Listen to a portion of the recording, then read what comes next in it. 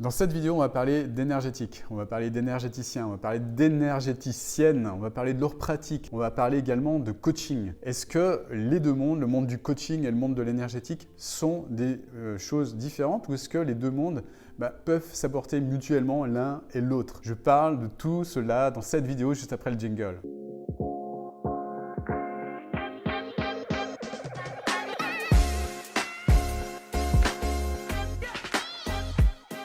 Alors, l'énergétique, le monde de l'énergétique, c'est un monde que je connais bien. Pourquoi? Parce que je me fais moi-même accompagner dans ces domaines-là et puis j'accompagne moi-même des énergéticiens, des énergéticiennes justement à développer leur activité, à trouver plus de clients et puis à trouver un vrai alignement par rapport à ce qu'elles souhaitent faire en fait, par rapport à leur mission de vie, par rapport à ce pourquoi elles sont là sur cette terre, de manière à accompagner les bonnes personnes sans s'épuiser. Est-ce que le monde du coaching, c'est quelque chose qui peut apporter à tout ce monde de l'énergétique en fait. Pour te parler de tout ça, j'aimerais te parler d'une personne que j'ai pu accompagner et qui a obtenu des super résultats. C'est Nadège justement qui a témoigné, qui a obtenu des top résultats, qui a pu développer son activité d'énergéticienne en alliant justement l'énergétique avec le coaching. Et au départ, qu'est-ce qui se passait pour Nadège? Eh bien, Nadège arrivait avec une certaine frustration au niveau de mon accompagnement. La frustration qu'elle rencontrait, c'est qu'au départ, donc elle a commencé en tant qu'énergéticienne,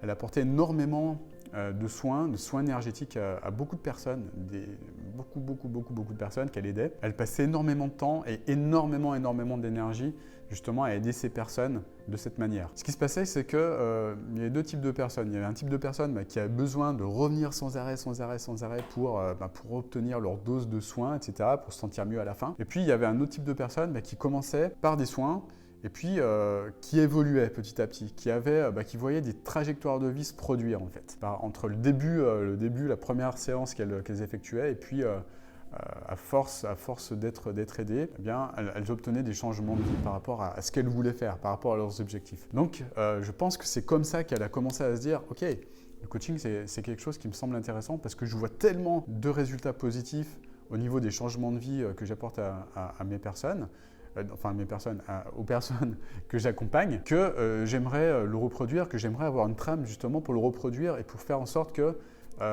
j'accompagne un type de personne à un type de résultat. Parce que j'ai compris que ce qui était important justement pour développer mon activité, c'était ça. Et c'est ce qu'on a fait ensemble justement. Elle a su trouver la trame parce qu'on l'a aidé justement pour trouver son alignement entre quel type de personne elle était faite pour aider, pourquoi elle était là sur cette terre et quelle était sa mission en fait. Quel était le pourquoi elle était incarnée sur cette terre finalement, pour pouvoir aider un type de personne à avancer donc en partie grâce à ses soins et aussi en partie grâce à d'autres outils. Et ces autres outils qu'elle a appris, c'est des outils qui concernent le mindset en fait, qui concernent les croyances de la personne, qui concernent tout ce qui va permettre à cette personne d'atteindre le résultat auquel elle aspire en fait, donc ce fameux changement de vie. Et depuis qu'elle a mis en place les choses pour aider ces personnes à atteindre ce résultat, eh bien, elle a eu évidemment beaucoup moins de mal à avoir de l'énergie pendant ces séances. Pourquoi? Parce qu'elle se vidait moins en énergie à aider tout un tas de personnes sur différentes thématiques en fait. Mais au contraire, elle a choisi une seule thématique avec laquelle elle était 1000% alignée pour aider un seul type de personnes et pour aider ces personnes à obtenir un seul type de transformation. Et le problème au départ, et ça je le vois quand on veut faire une activité dans l'énergétique, c'est qu'on a tendance à vouloir aider tout le monde en fait. Mais le problème c'est qu'en aidant tout le monde, on se disperse, on disperse son énergie. Et par conséquent, on finit ces journées quand on a beaucoup de personnes qui viennent épuisées, on est sur les rotules. Puis les personnes, elles sont aidées sur le moment en fait, mais le problème c'est que sur le moment ça ne suffit pas. Le soin qu'on va prodiguer, l'effet bénéfique va s'estomper, va retomber un petit peu comme un soufflet et au bout d'un moment les personnes auront toujours besoin de vos services pour reprendre un effet boost en fait pour de nouveau se sentir mieux. Voilà, donc il y a peut-être des personnes qui ne vont pas aimer ce que je suis en train de développer, mais en tout cas dans la pratique c'est ce qui se passe concrètement. Et pour lisser, contrer cet effet soufflé, le mieux évidemment c'est de mettre en place une vraie offre transformationnelle, c'est-à-dire une offre qui va permettre à la personne non pas d'avoir besoin de vous, effet soufflé, je suis gonflé en énergie, je suis revigoré, ça dure un jour ou deux ou peut-être plus et ça retombe progressivement ou rapidement, j'en sais rien, ça dépend des personnes. Versus une personne bien, qu'on accompagne par rapport à un point de départ. Le point de départ, c'est là, elle part de là pour arriver jusqu'à là, jusqu'à ici. Et entre les deux, eh bien, on met en place un accompagnement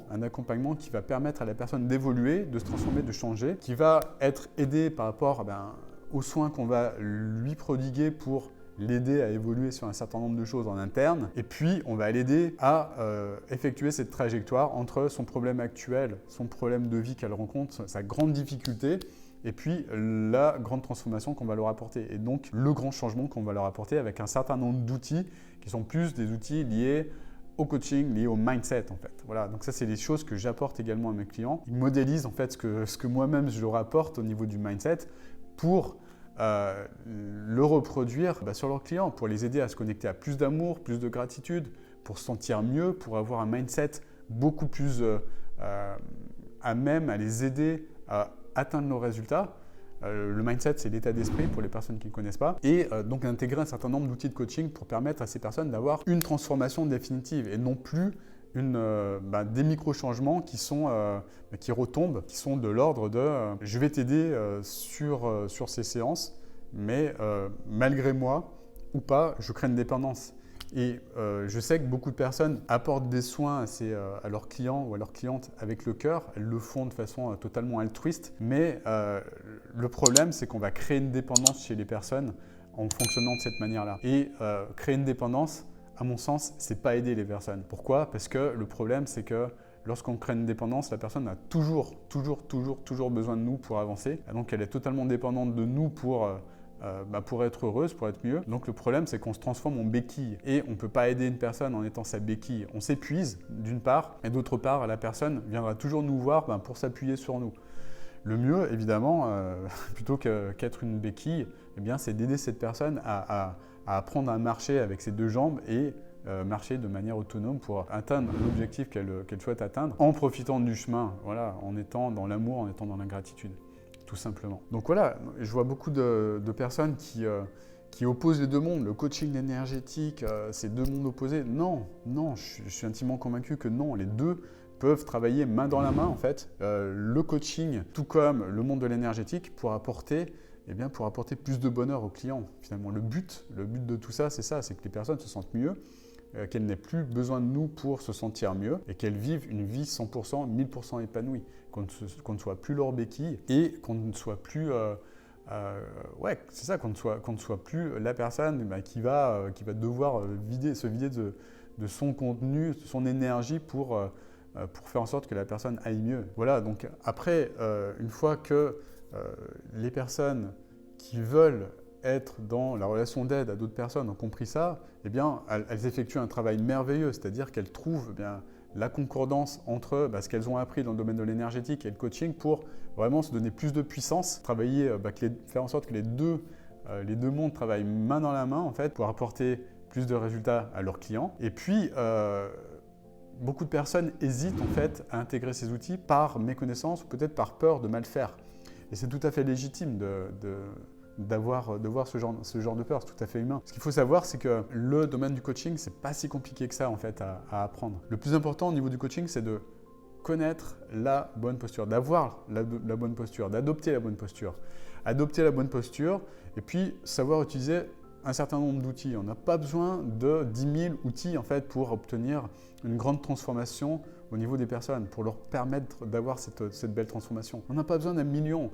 1, 2 ou 3 outils suffisent justement pour peu qu'on sache les utiliser correctement pour apporter cette transformation. Moi, j'aide mes clients justement en leur apportant un certain nombre d'outils pour les aider à se transformer en fait, à changer leur vie, à changer leur mindset, à changer leur façon de voir le monde, à changer leur façon de voir les choses pour leur permettre de s'ouvrir, d'ouvrir leur chakra de nouvelles choses, de faire en sorte que l'énergie elle circule encore mieux en eux pour qu'ils se sentent encore plus alignés avec ce qu'ils vivent au quotidien, pour qu'ils puissent apprécier encore plus le chemin. Et c'est ça qui leur permet d'avoir des super résultats, justement.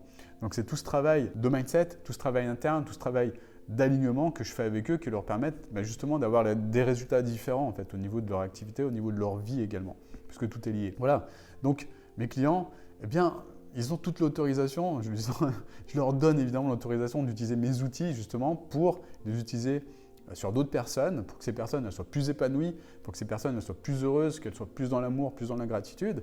Et puis, elles peuvent également observer, et c'est ça qu'elles font. Elles observent en fait bien, la posture, ma posture, et puis également la posture de tous les coachs auxquels elles sont confrontées pendant mon accompagnement. C'est-à-dire que j'ai beaucoup de coachs qui travaillent avec moi, des coachs expérimentés, des coachs qui ont la bonne posture, des coachs qui ont de l'expérience par rapport à ça, et que ces personnes peuvent modéliser en fait, modéliser pour comprendre quelle est la bonne posture.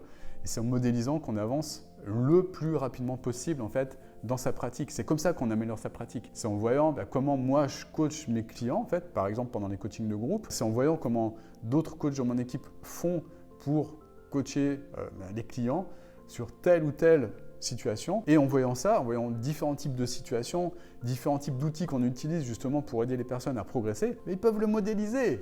Et ils ont tout mon aval pour le faire en fait. Parce que c'est comme ça qu'ils vont apporter des résultats à leurs clients. C'est en utilisant ces outils et c'est en utilisant tout ce coaching pour aider ces personnes à apprécier le chemin, à être plus heureuses, à être plus alignées, à être plus dans le cœur, à être plus dans l'amour, à être plus dans la gratitude.